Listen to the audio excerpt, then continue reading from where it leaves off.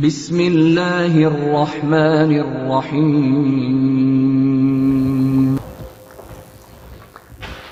السلام علیکم viewers, smart college Bhakkar Punjab Pakistan کے پلیٹ فارم سے محمد رمضان سہیم آپ سے مخاطب ہے۔ آج ہم پریزنٹ انڈیفینٹ ٹینس کے بارے میں کچھ پڑھیں گے۔ یہ وہ ٹینس ہے کہ جس میں ہمارے اسٹوڈنٹس، ہمارے اور دوست ایون کے ایم اے کرنے کے بعد بھی ان غلطیوں سے وہ مبرہ و منزہ نہیں رہتے، پھر بھی کرتے رہتے ہیں اس ٹینس کی غلطی۔ تو کیا اس کے پیچھے حقیقت ہے؟ اس میں ہم بچوں کی عدم دلچسپی، پریکٹس کی کمی، یہ ساری چیزیں اس میں شامل کر سکتے ہیں۔ تو انشاءاللہ اب اگر آپ اس کے اوپر غور کریں گے تو پہلے سے زیادہ بہتر پائیں گے اور اس غلطی پر بھی قابو پا سکتے ہیں۔ سب سے پہلے ہم ورب سے جو ہے وہ بات شروع کرتے ہیں۔ ہمارے ٹیچرز کہا کرتے تھے کہ جو ورب کو سمجھ گیا وہ انگریزی کو سمجھ گیا، اور اسی ورب کو سمجھتے سمجھتے ہماری عمر بیت جاتی ہے۔ مثال کے طور پر یہ لفظ ہے لکھنا، اور اس کے مقابلے میں ہے ٹو رائٹ، بولنا، اور اس کے مقابلے میں ہے ٹو سپیک۔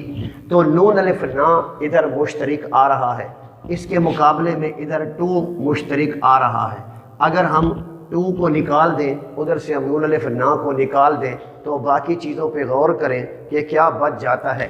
اس کے مقابلے میں لکھ، اس کے مقابلے میں بول، ادھر رائٹ، ادھر سپیک، یعنی کہ لکھ۔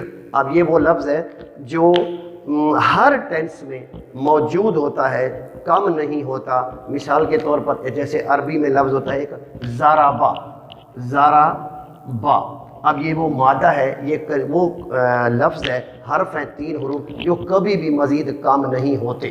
لہٰذا اسی طرح انگلش میں جب بھی آپ یعنی اردو کے لفظ نا کو آپ کاٹیں گے تو جو حصہ باقی بچے گا وہ ہر ٹینس میں ہوگا۔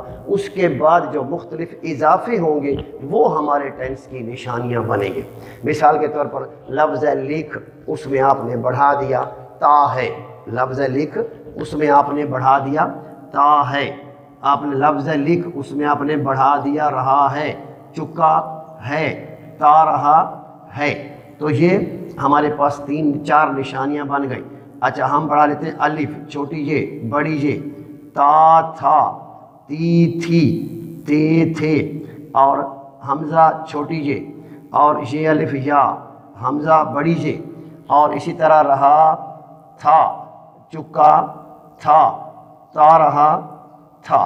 پھر یہ گا، لکھے گا، پڑھے گا، سوئے گا، اور رہا ہوگا، اور چکا ہوگا، اور تا رہا ہوگا۔ تو یہ ہمارے پاس 12 نشانیاں بنتی ہیں جو ہم اس لفظ لکھ کے بعد لگاتے چلے جائیں تو ہمارے یہ 12 ٹینس بن جاتے ہیں۔ یعنی کوئی مشکل نہیں ہے ٹینس کو سمجھنا اگر آدمی ان نشانیوں پہ غور کر لے۔ یہ نشانیاں تو ہم اپنی لینگویج میں اصولوں کو آسان بنانے کے لیے ایسا کرتے ہیں، ادروائز کوئی فارن بکس میں آپ کو یہ چیزیں نہیں ملتی۔ یعنی وہاں پر تو وہ آپ کو بتائیں گے جی کہ روٹین میٹرز آپ کے پریزنٹ انڈیفینٹ ٹینس میں، آپ کے روزمرہ کے کام آپ کے پریزنٹ انڈیفینٹ میں، آپ کی عادات، حرکات و سکنات یہ آپ اس ٹینس میں بیان کرتے ہیں۔ یونیورسل فیکٹس ہوتے ہیں وہ بھی اس ٹینس میں بیان ہوتے ہیں۔ تو یعنی یہ پریزنٹ انڈیفینٹ ٹینس کا استعمال ہے۔ اب چونکہ ہم نے یہ 12 ٹینسز اکٹھے نہیں سیکھنے، صرف پریزنٹ انڈیفینٹ ٹینس کی بات ہو رہی ہے تو ہم صرف اسی کو ہی جو ہے زیر بحث لاتے ہیں۔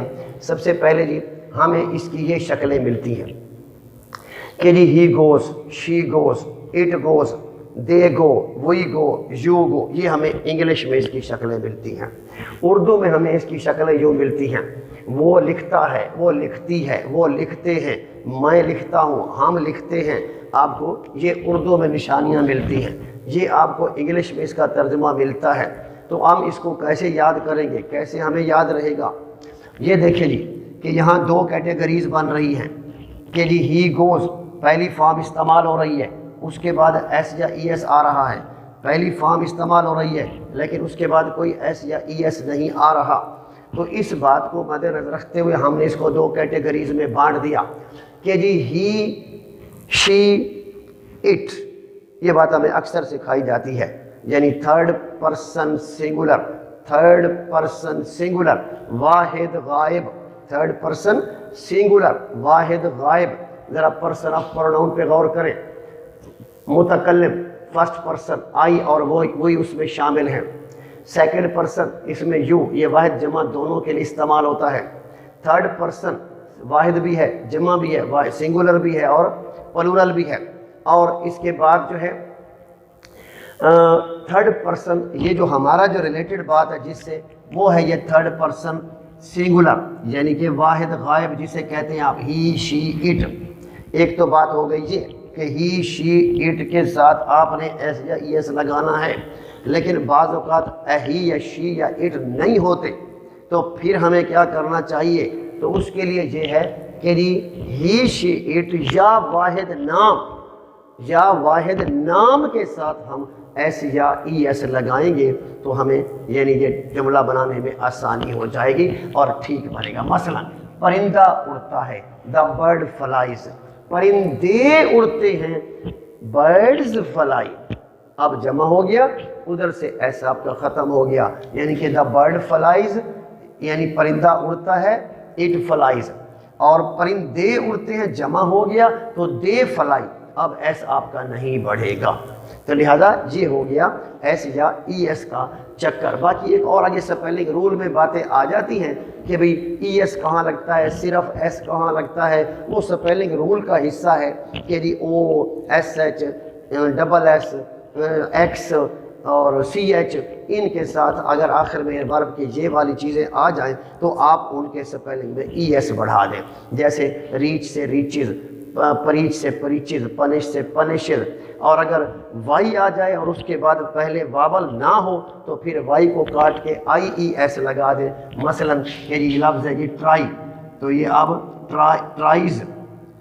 ٹرائز بن جائے گا، یہ آپ کا جو ہے وائی کاٹ کے آئی ای ایس، کیونکہ یہاں پر وائی سے پہلے واول نہیں ہے، تو لہٰذا یہ آگے سپیلنگ رول سے متعلقہ باتیں ہیں۔ فرق یعنی آپ نے یہ دیکھنا ہے کہ بھئی ایس یا ای ایس یہاں بڑھے گا یا نہیں بڑھے گا، یہ ہے ٹینس سے متعلق بات۔